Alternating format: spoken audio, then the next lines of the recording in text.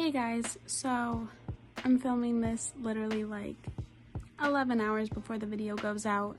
Loren's dead asleep, but I just realized we never filmed an intro.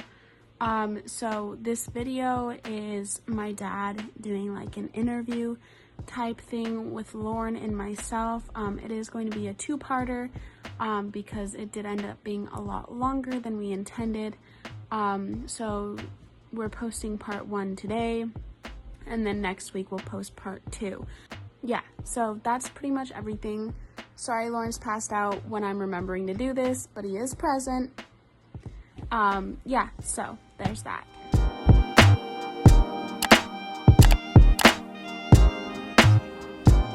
Anyways, so here we are. Here we are, doing our interview with Dad a couple months late. It is currently May 1st. It is 1:42 in the afternoon. May 1st. It is a cloudy day. My original thought was to ask you for an update, but since this is not going to be out for another 6 days, we'll just skip that part. Yeah. Because that's not going to be current. Yeah. Also, your viewers should probably be aware that I'm a foreigner, so sometimes you might hear accents or words mispronounced. Pronounced differently. I remember when I was younger, because you say Tuesday, you know, you do Tuesday. Yes. Which is, you know, and I was like, why do you say Tuesday? And you're like, because that's the real Queen's English, or something like that. And you're like, it's just pronounced differently where I'm from. It's not wrong. And I still think it's not. I mean, say the letter U. U. Say the letter T. T. Okay. So, Tuesday starts with T-U, right? Yeah. So if you pronounce the whole word, it's Tuesday. Fuck. That's just me.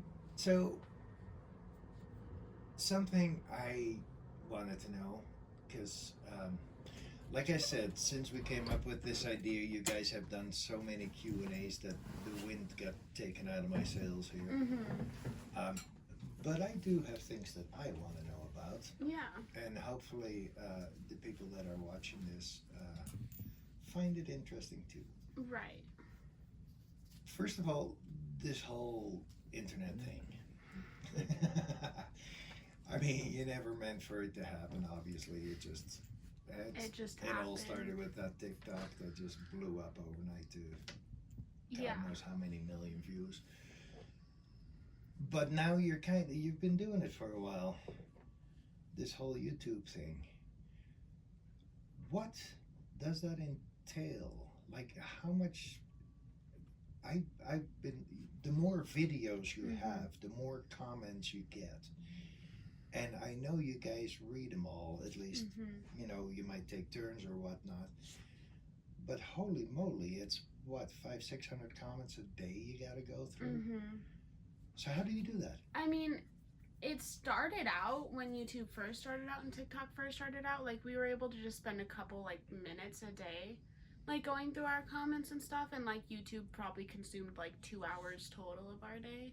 And now, like, most days, especially for Loren, because like I've kind of stepped back from like constantly checking up on it because like my mental health. But like I know for Loren, like in order for him to keep up with the comments, because we really like have always had that point where like as long as we can keep up, we want to, because like we know a lot of other people on social media like don't really care much for like kind of actually socializing with their audience. They just kind of like put it out and then like let it be.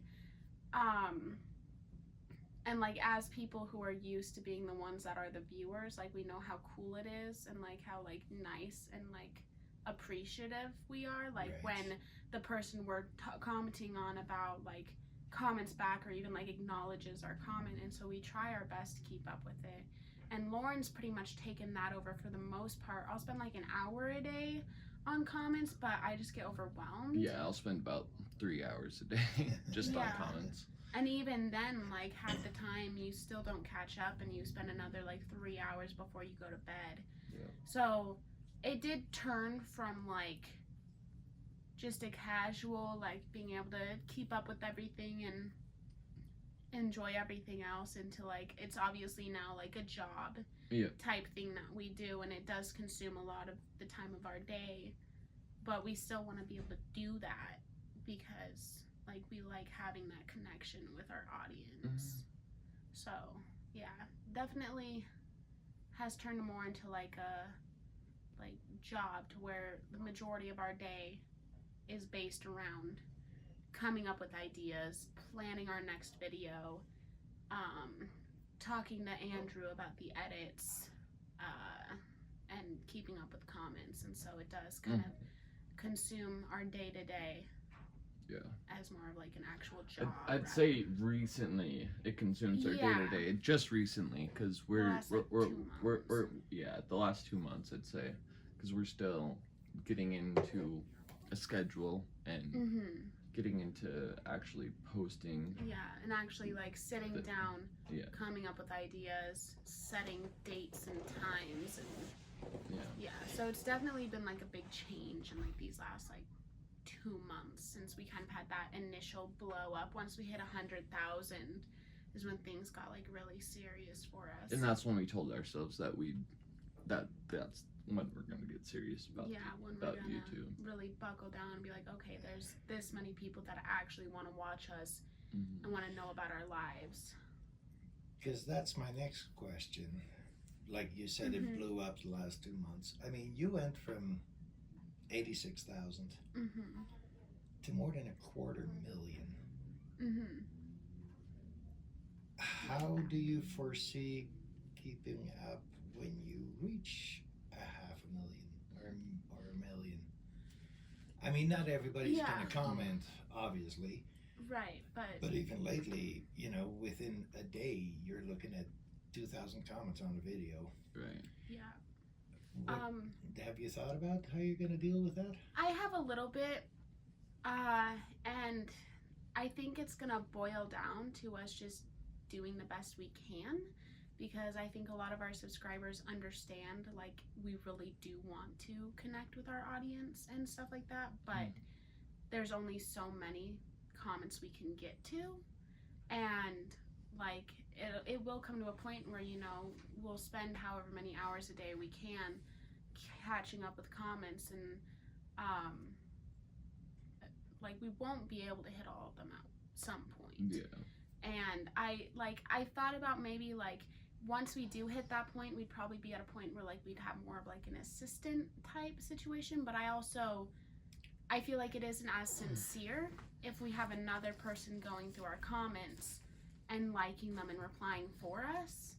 And so I'd rather we keep up with as many as we can, and the ones we miss will hopefully understand that we can only keep up with so many comments at a time. Yeah. And I'm sure if we voice that enough, that our fan base will understand. Yeah, and I feel like we've gotten that out. And I think that is probably the best decision, because if you look at any social media of anybody who has quite a bit of followers, they all have PAs that answer questions or whatnot. And I see so many times that it's just so rehearsed or so it's not real, man. You know? And that's, I think, what a lot of your viewers, it really appeals to them, that you're just the way you are. Yeah. And that's just how it's going to be. And when we connect with them, it's us connecting with them. It's not us paying someone to filter through everything. And like moderators on the live chats is different, because I don't know if any of you guys have noticed, but we did get a couple moderators for our live videos, which Loren actually did Instagram FaceTime interviews with them, and really like got to know the people he was going to make as moderators. And so that's a little different, because moderating a live chat, it's obvious that it's the moderator responding and helping us out with comments we can't keep up with. And whereas like on our actual like video comments, like I'd rather be us getting to them and speaking from our perspective of our lives, and then just get to as many as we can. That being said, I noticed there's, how do I say this? So you got all these people following you, and obviously a lot of them are reading all the comments. And there's a lot of people trying to help you out by answering questions that you guys have already answered 500 times. Right. And that's another thing that I see that I really, really like, is that so many people feel that they are part of this. And they feel like confident enough to be like, hey. Yeah. And I know that your merchandise company has been, you know, trying to give these guys thumbs up and encourage them to keep doing that kind of stuff. Yeah. But that community thing, do you have any ideas about how to make that stronger? I saw that on your releases of videos or lives, you now give them the opportunity to clock in early and talk to each other. You got more coming like that? Because that, from what I understand, that's what you guys are after. You're not so much after being YouTube stars, but you're after creating a community so that people can start helping each other. Yeah. So do you have more plans? I know with every video that we post, it will be in that premiere style from here on out, where it does that live chat before it posts, where everyone can talk in live chat while they wait for the video to actual post. And then as the video is posting and you watch it through the first time, as it's posted, there's still a live chat going on. And that's where everyone, you know, gets to ask real time, because every time we post a video lately that is in that premiere style, when it premieres and starts going, we hop on as well, so that we're in with the live chat with everyone. So while everyone's asking questions as they're watching the video, as it's premiering, we're also in that live chat with them, answering questions and stuff like that. And we've also been thinking about it, about doing a Discord chat in the future. That's just more grouped up, personalized group of people. It's like Patreon. But I think free. I know what it is. It's a chat that you server. do have to sign up to the group itself. And then that way, you know, subscribers who are really into that community spectrum of the channel can all be in this Discord server with us, and it's free instead of Patreon or something like that, where they'd have to pay to get early access and stuff. And then everyone can always, at all hours, just chat amongst themselves, and then if Loren and I are in the chat, we can chat with them and have kind of a more personal community chat going on than just YouTube comments. Because we thought about maybe Patreon, but we didn't really like the idea of people having to pay like $20 extra a month just to get like free early access or like chats. Like, so a Discord server is free and anyone can join and anyone can talk to anyone in it, and so that was the more appealing option.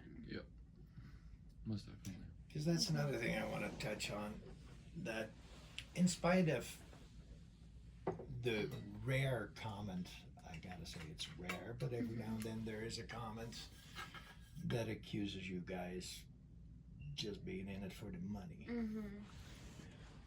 I know better. I mean, don't get me wrong, of course the money is welcome and it helps. But that is not the purpose of all this. And I think, same as with the merchandise,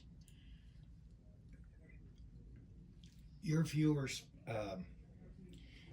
might have the idea, and I'd like to set that straight if I can, that if they buy merch, that they are totally supporting you guys financially that way.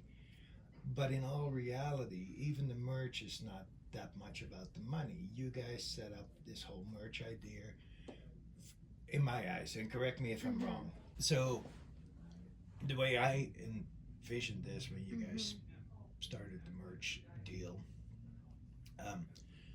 first of all, you're providing people in your family with a job. Mm-hmm. Because obviously your It's brothers own family the based, company, yeah. and your oldest brother Jeffo does All of actual the hands-on work. Yeah. So that's a big part of it. So people got to understand that if they pay $35 for a hoodie, it's not $35 going to you. Yeah. I mean, you just get the profit. Yeah, it's going through But a supplier and then to us, but it's Yeah. still. I mean, you're providing Jeffo with an income. It's like and- with any other pretty much unless you own the company that's making the merchandise, you're not getting the full profit. Exactly. And the point behind the merchandise was kind of to solidify that community aspect and give our subscribers a chance of like I remember you and I talking about it a while ago, like two random people in a city are both wearing our merch and see each other and go, oh my gosh, you watch them too, and kind of brings that community more together. Yeah. And that's more Because the I point think of the that's something merch. that your viewers need to Mhm. hear. Because every other channel, and I'm not generalizing them, but most channels do it for the money. Right. The Yeah. Which merchandise is why is just extra T-shirt income. is $60 for some people. Yeah, and there's nothing wrong with that. No. I'm not judging that, but that's just not what you guys are after. Mhm. Yeah. And I think that needs to be said. Our merchandise is definitely not after money. Yeah. It's more of a community. related.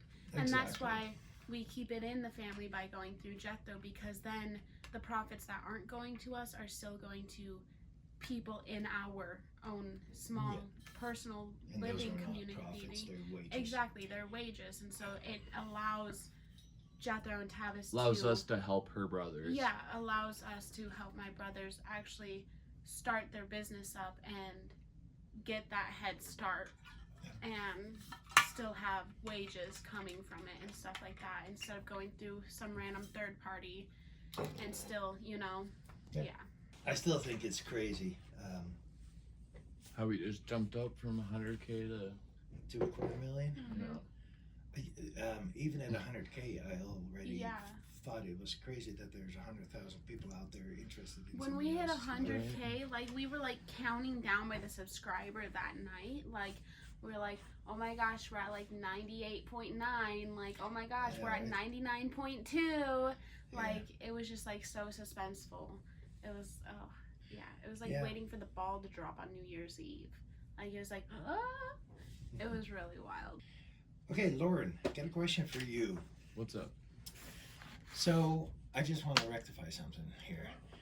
Because throughout all your videos and throughout all the newspaper articles all over the freaking world, and there's been so many. I mean,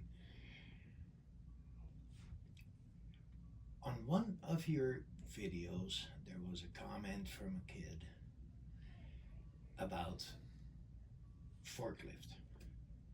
And he wondered how such a tiny machine could do so much damage. You kind of blew up on him there. Yes. Now, here's my point. Where I come from, we also use the word forklift. And yes, it is a tiny machine. Yeah. So I still think that in none of the videos it has really come forward what kind of machine it really was. Mm-hmm. I mean, from what I understand, we're talking about a genie. Yeah, size. so what the machine really was a 10K Great All forklift. So it had I'll pin a picture of it in this. It had full movement of left to right, had a tilt system. It was a pretty big forklift. Like how long was it? Like 20 feet? 15? Like 20 or 30, I'm not exactly sure, but it had prongs that were pretty far out. Right. Did it have like an extended boom? Yeah. That could reach out and grab stuff? Okay. Because I think that's not clear Right, to when a you lot say of people. forklift, everyone has a different Everybody thinks idea. about the warehouse, little drive-around deals, scraps, pallets here and there. That was not it. No, this was a 10K Gradle. I don't know how to describe Google it more it, people. than that. Google it. Well, I'll just while he's or Google answering. Genie, it helps too. While he's answering this question, I'll put a picture of a Gradle in the corner with the dimensions, so that they can get a better idea of, you know. But it was a pretty big machine. Yeah, it was massive. But they don't know that. I mean, say forklift, and someone just like thinks... it's also where you're from and how the word is used, and some people just don't know. Yeah, no chat, it was a pretty big forklift. Yeah. It was nothing to mess around with. I mean, it's almost massive. Like half a semi coming down. The only machinery on the job site that was strong enough to even lift it was their excavator, right? Yeah. That'll give you an idea. None of the other machines could lift it, so that kind of will help give an idea of just the extent of the size. Oh, one more thing about the internet or the YouTube. The YouTube. Getting old, Bronco. I am getting old. So many people. When I look at the comments, there are tons of comments in different languages. I always look on my desktop where I have the feature to translate those comments. Most of them, sometimes even translate won't take a shot at it. So obviously, and this is two questions. First of all, I know a lot of times you guys go through the comments on your phone, where I don't think you have that option. Real honestly, do you wait to give them that little heart until you know what they're saying, or sometimes do you just... There's no way. Not on the phone. See, a lot of and times I can't get up right now. So. A lot of times what I do, because lately Loren's been kind of the one going through and hearting everything and stuff, and with the ones in other languages, when I was doing the hearts, I would give them the heart, and then, because normally I caught up with comments like in bed before I went to sleep, and I would give them the heart of good nature, and then because I spent a lot of time on my computer, if I remembered the next day, I would filter through on the desktop and translate as many as I could. There have been a few that I've given a heart out of good nature, and then I filtered through the next day, and they were just foul, and I took the heart away. I wondered the other day, I was like, I wonder how many of these are just foul. There have been a few where I've had to take our heart away. I could tell you from looking at them that it's minimal. Yeah, most there's of them not are a lot. Nice comments, just the same. But there have been 2 or 3 where I have translated later, you know, because obviously if you're in bed, you're not going to get up to go to the computer to translate them. So I give them the heart out of good nature, and then the next day, if I happen to remember, I go back so I can see what they said. And most of the time, it's, you know, our average comments just applauding Loren for his courageousness and me for being by his side and stuff. But there have been a few where I'm like, I'm gonna take that heart back. But they are minimal.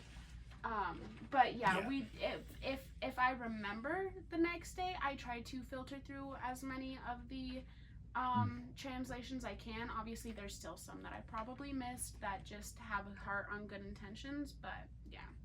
Okay.